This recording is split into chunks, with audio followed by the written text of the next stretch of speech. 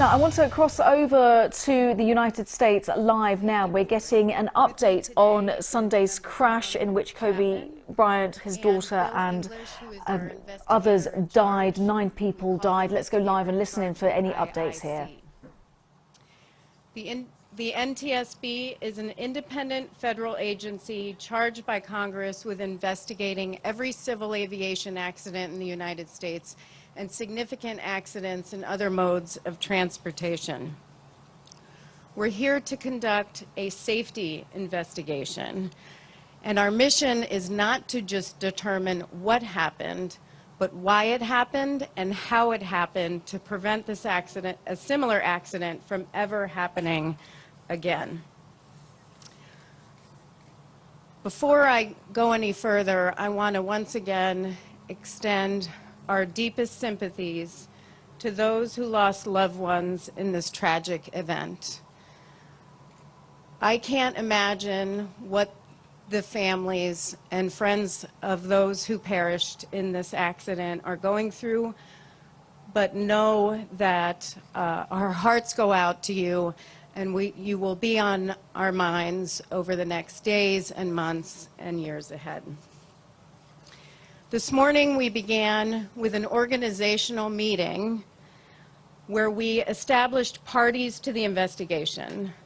Parties to the investigation are entities that can provide technical expertise that will help us in gathering factual information to help us conduct the investigation. The parties to the investigation are the Federal Aviation Administration, Sikorsky, Pratt & Whitney Canada, Island Express, and the National Air Traffic Controllers Association. We also established investigative groups. We take our investigators and the parties to the investigations to the investigation, and we establish smaller groups to drill down to get the factual information that we need. The investigative groups we formed are operations and human performance. They will look at the pilot, the organizational structure, the company, how the company is regulated. Air traffic control, which will look at the history of the flight. Airworthiness, which will look at the airframe, instruments, wreckage, seat configuration, and flight controls. Power plants, which will look at the engines. There were 2 Pratt & Whitney Canada PT6 turboshaft engines, and the power plants groups will focus on that. We also have a weather investigator. And speaking of weather, we have a request for the public. We're looking for photos of the weather in the area of the crash. If you have photos that can help us, again, in the area of the crash, if you could send those photos to witness@ntsb.gov. That's witness@ntsb.gov. We're not just focusing on weather here, though.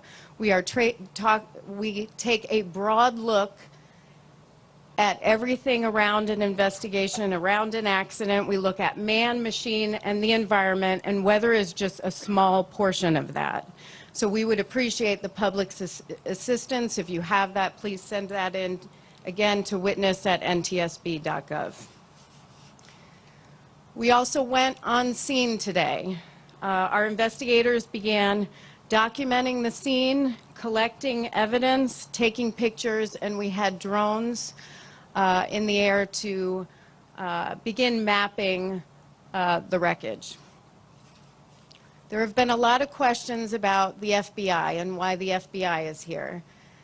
The NTSB has a memorandum of understanding with the FBI to help us collect evidence. They are essentially a force multiplier for the NTSB. There is no criminal portion of this investigation. So with that, I really want to thank the FBI Evidence Response Team for their assistance with our investigation. I also want to take a moment to thank the Los Angeles County Fire Department, the Los Angeles County Sheriff's Office, the Los Angeles Police Department, a variety of search and rescue groups, many of which I saw hard at work today on scene, and the Las Virgenes Water District. Again, this is our first full day. We're continuing to gather information. I do have some factual information on the flight path. With that, I want to read it because I want to make sure it is reported accurately.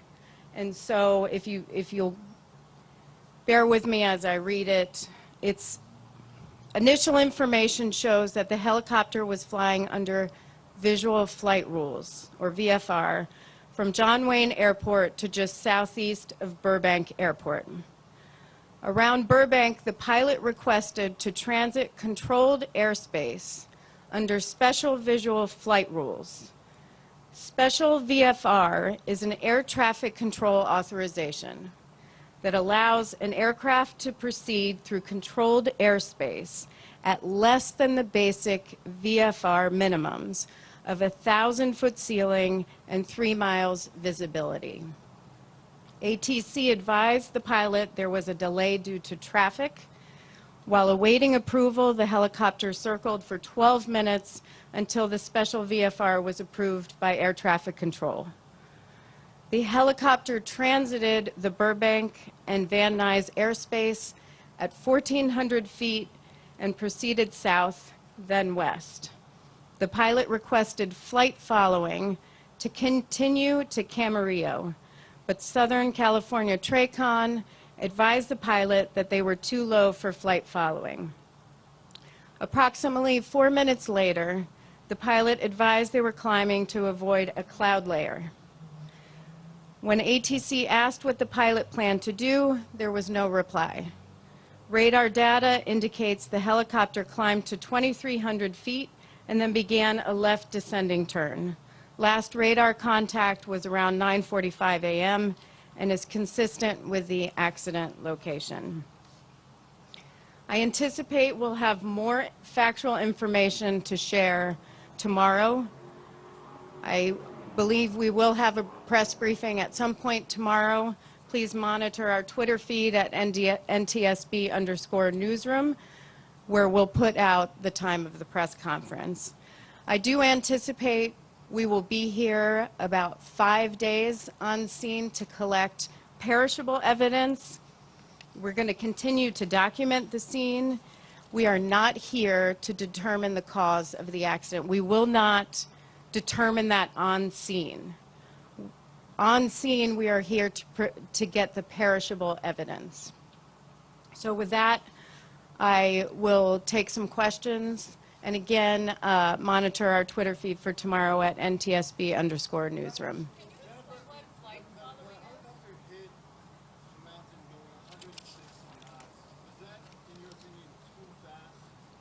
We still need to verify that. The question was the helicopter going too fast? That's still something we have to analyze as part of our investigation.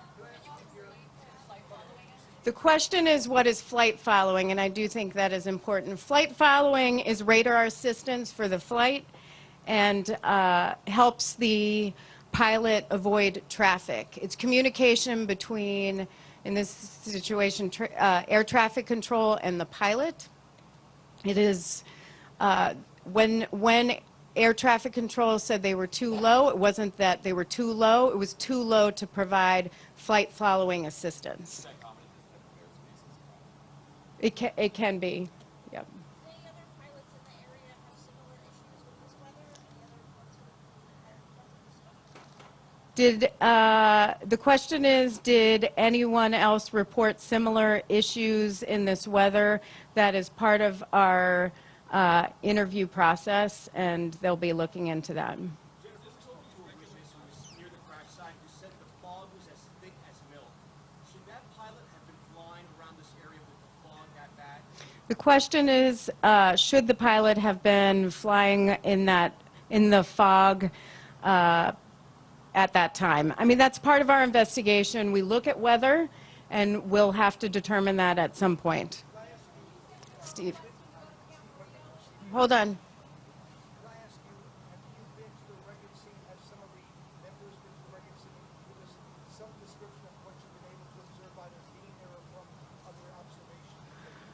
The question is to describe the wreckage scene and whether I had been to the to the scene. I did go to the scene for several hours this morning and departed around 12:30, 12:30. The scene itself, and you asked for a description on the scene, there is a impact area on one of the hills, and a piece of the tail is down the hill on the left side of the hill. The fuselage is over on the other side of that hill, and then the main rotor is about 100 yards beyond that.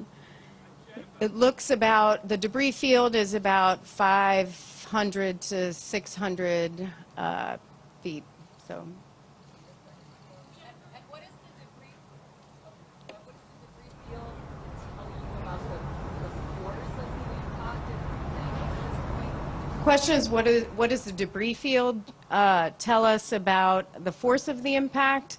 I mean, we're continuing to look at that. Our investigators are still on scene. Again, it's just the first day, but that will help us. You had a question about the black box? Have you recovered it? And if so, what will it tell you? The question was, did we recover a black box? There wasn't a black box. And there isn't requirement to have a black box on this, so there was no CVR, no FDR. There was an iPad where for flight, which is essentially a flight plan, weather briefings, and the pilot uses that in flight. We'll be looking at other avionics on the aircraft to see what information we can gather, and then we're going to be looking for other electronics. Was there any chance for survival? Was there any chance for survival? Question is, was there any chance for survival? That's part of the investigation. I mean, it was a pretty devastating accident scene. Just given the circle for 12 minutes before being allowed to go southwest from the field, is that a normal time to wait and cover for 12 minutes? The question is whether it's a normal time to wait 12 minutes for permission to proceed. And there are times where flights are held out. That'll be part of the investigation as we look into this. Go ahead. Thank you. Given the fact that the coroner's team is still working on the site, how does this affect the initial stages of your on-site investigation?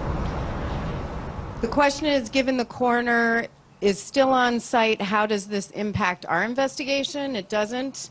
We are working alongside. They are doing what they need to do for recovery, and we are doing our part of the investigation for collecting evidence and drone mapping. So they're doing their part, we're doing ours, and we're all on scene. Correct. So we're listening to a live press conference from the NTSB, that's the National Transportation Safety Board. It's the agency that is responsible for civil transportation accident investigation, and of course they're looking into the crash of the helicopter in which 9 people, including Kobe Bryant, were killed. Some points to just bear in mind from this: there was no black box, as this spokesperson said. There was no need for a black box. A lot of concern about the weather. Well, we heard the spokesperson say that they're looking at not just the weather, they're looking at the man, the machine, and the environment, that the weather is a small part of that. And a particularly poignant question, whether there was any chance of survival following this crash. This spokesperson said that this is all part of the investigation and that this crash scene was devastating. So she described this crash scene as being devastating. Also an appeal for the public for help. Anybody with photos to provide those photos of the area of the crash scene. The email address witness@ntsb.gov, witness@ntsb.gov. So we're continuing to monitor this press conference. Rika, over to you.